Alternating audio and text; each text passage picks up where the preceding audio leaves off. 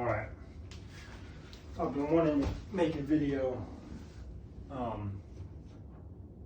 just get a video out there for a while. So I guess this one's as good as any. I feel like I just gotta start. I think it's my biggest thing. But I figure something good to start on is like the topic of mobility. This video could be anything, but I might as well make it about something I wrote an essay on pretty recently. I wrote an essay for Work about mobility because they want us to do a mobility mini study, and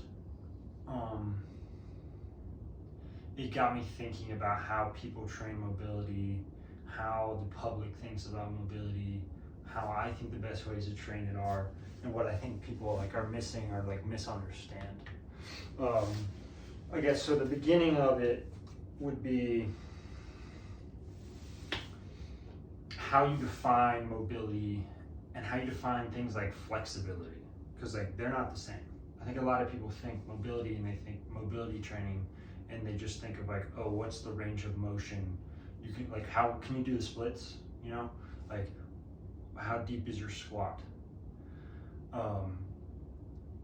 And those two can be mobility and flexibility. They're very interchangeable, or they're very overlapping.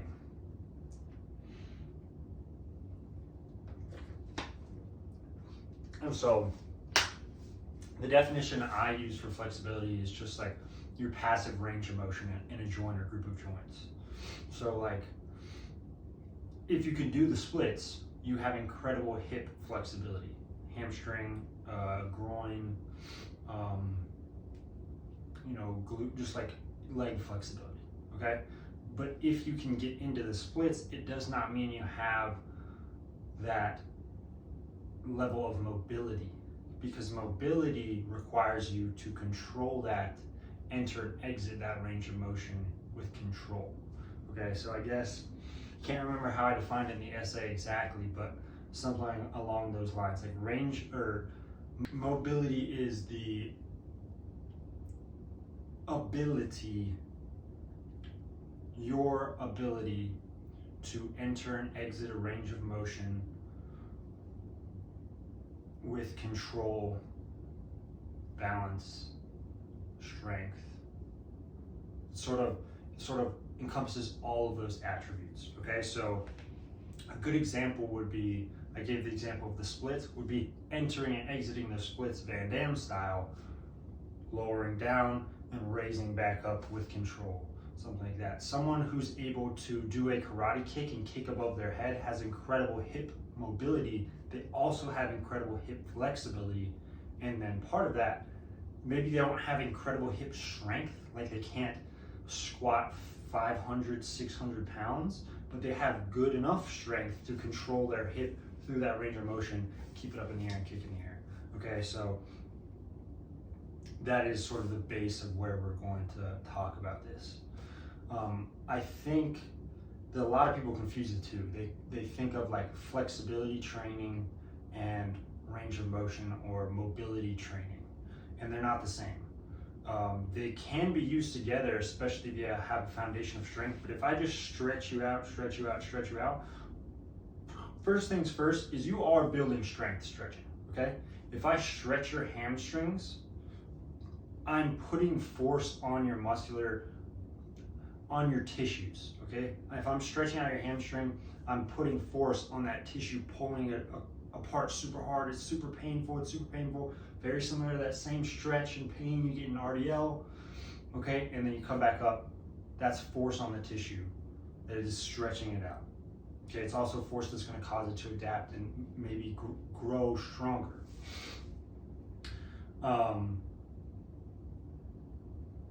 But when you are training flexibility, the goal is the increased range of motion, okay? That's pretty much the sole thing you're worried about. When you're solely worried about flexibility, you are trying to stretch the tissue as much as possible to increase that range of motion.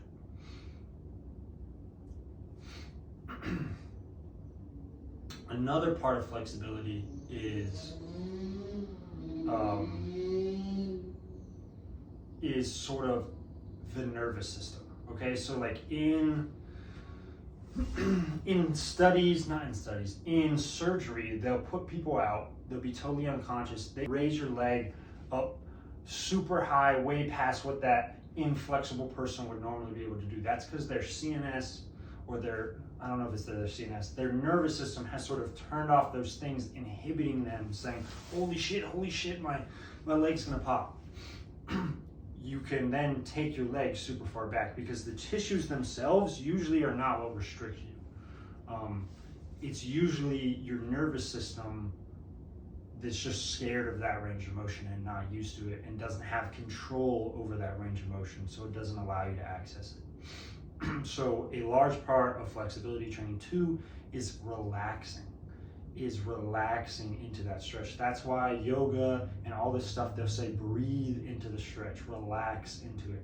And if you just spend 10 minutes slumped over in a toe touch, you'll see that as the time ticks by, you'll just be able to sink deeper and deeper. Like, are your tissues stretched out a little bit? Yes, you are stretched out, but mainly is like you're comfortable in that range of motion and your body is allowing you to access it, okay? So that is a huge component of range of motion, flexibility, mobility training. Mainly you'll see it in flexibility training. With mobility training, all this stuff is essential too. So in my eyes, good mobility training, like what you can tell good mobility training from bad mobility training, or people who don't actually understand it, is purely if they use the definitions right, in my eyes. If they call like you're just stretching as mobility training and all they do is stretching, in my eyes, that's not true and full encompassing mobility training, okay? A mobility training is training a joint or a group of joints to access a range of motion with extreme control. The best way to do that in my eyes is the same way you do resistance training, okay? So for resistance training, you'll bench, let's say you want to grow your pecs, okay? You want to get them stronger. You do a ton of push-ups to start, right? Everyone does 100 push-ups at home every night, okay? They're trying to be like One Punch Man. Eventually, you do that and you realize, why am I doing this? I could just go in the weight room, bench, put on more and more weight, and then the weight will skip. So you can either do volume, the 100 push-ups a day. Load, you start adding load. You can start doing one-arm push-ups that increases the mechanical tension on that pec. That's essentially increasing the load on that pec. You do archer push-ups, you can drop deeper, or you can scale the load, okay? So you can put plates on your back, you can do push-ups with plates, you can start doing bench press, incredible. You start doing weighted dips and increasing the weight. All you have to do is you have to understand in some way, you have to push your body to a point where it is uncomfortable and ask it to adapt to survive, okay? That's all your body is. All your body is just a fight or flight organism. That's not all your body is. A large part of training is pushing your body, giving it a stimulus strong enough so that it needs to adapt to survive. You can do that through load, or volume, or some combination of the two, okay?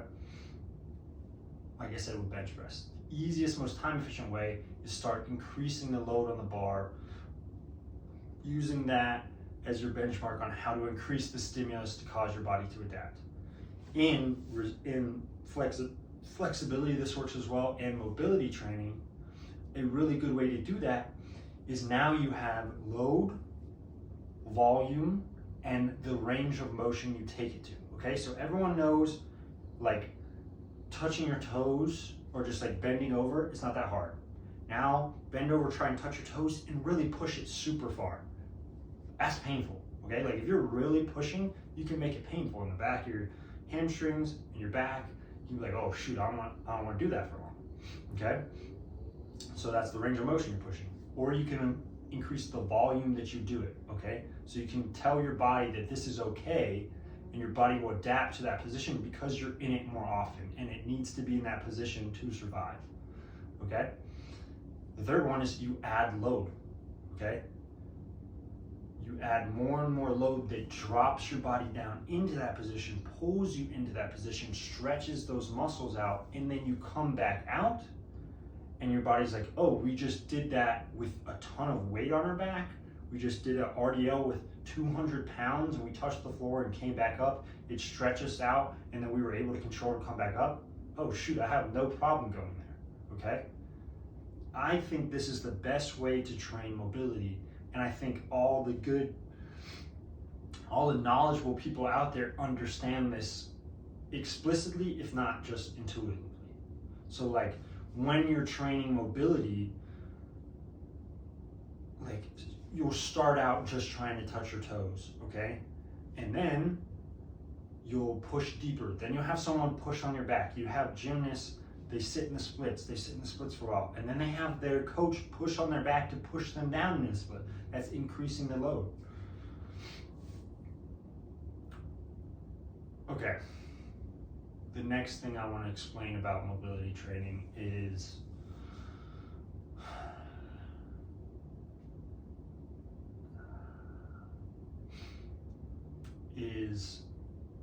what mobility training is for, okay?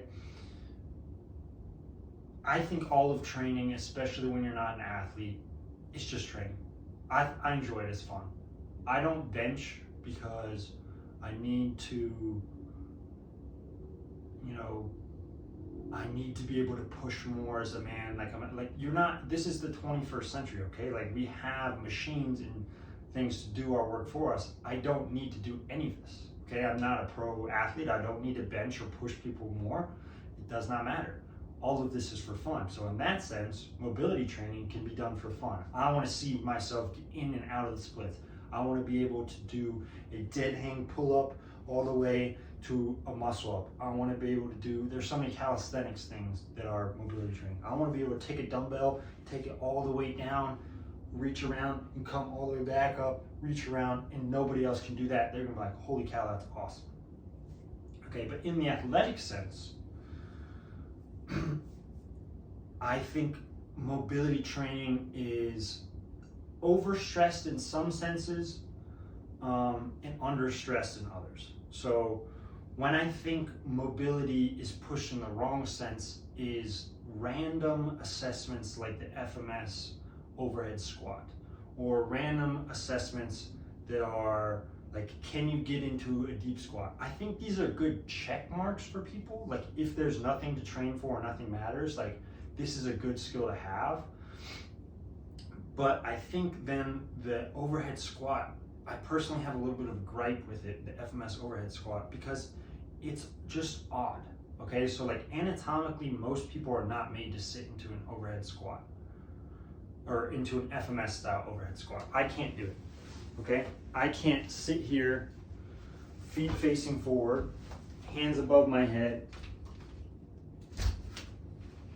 squat straight down with my heels in contact with the floor, sit on my heels. But if I raise my heels super high up, boom, it's easy as pie, okay? Now, the FMS people would say, well, that means you have weak ankles. That's your mobility thing to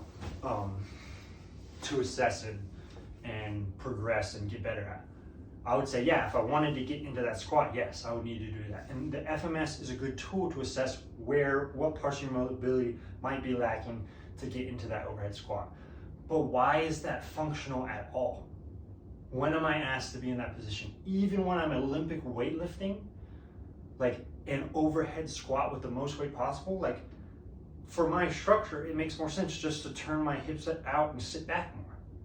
Or squat with weightlifting shoes. Have my heels raised. Like, it is not applicable to the movement you're trying to do. That is why I think mobility assessments, like an FMS overhead squat, are silly. You should be assessing the thing you are trying to do and your quality and ability to do that. So you should see the overhead squat for the weightlifter, okay? As a coach, you can use the FMS overhead squat to see, why can my person not sit with an upright enough torso to carry the most load, okay? Oh, his ankles are super stiff, and his ankles are super stiff. Okay, you can address that, but that would definitely allow him to get into a more overhead squat, or he can widen out his stance more. If his stance is already so wide, yes, you probably need to adjust his ankles. Okay, if he's stuck here with the bar and he has to, there's so many different things you can change to get the job done. The FMS squat is just odd in my eyes, okay? I think mobility is extremely task specific. I think a mobility assessment like the FMS overhead squat is ridiculous. Instead, you need movement standards for the things you are trying to do. For general population, I think you could throw in the FMS overhead squat or an overhead squat. I think it's something for people to aim for. Okay, if you're going to have sort of aimless standards that the human body is capable of, but there's no real reason they should be able to do. I don't know that everyone should be able to pass the Apley scratch test. I'm aiming for it personally. So one where you go like this and you touch your hands behind your back. I can't do it very well. Okay, I think that's great for the human, but why do you need to do that? You don't need to do that. Will that help you have better range of motion and complete some exercises better where you need to externally and internally rotate your shoulders? Absolutely.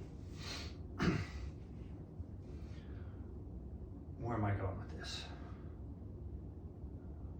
Okay, as an athlete, yes, you need to be very specific with what mobility you're looking for.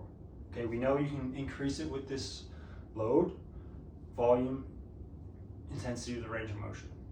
Okay, it's all about controlling in and out of that. Why mobility is actually important, because I was just saying how it's not actually important there. People overstress that how important it is. You need this overhead squat. You don't need an overhead squat. You don't need an FMS overhead squat. A weightlifter doesn't need it. It can help them slightly. Certainly, random people don't need it. You can be an incredible soccer player, an incredible power lifter, and have terrible mobility and still be incredible at your sport.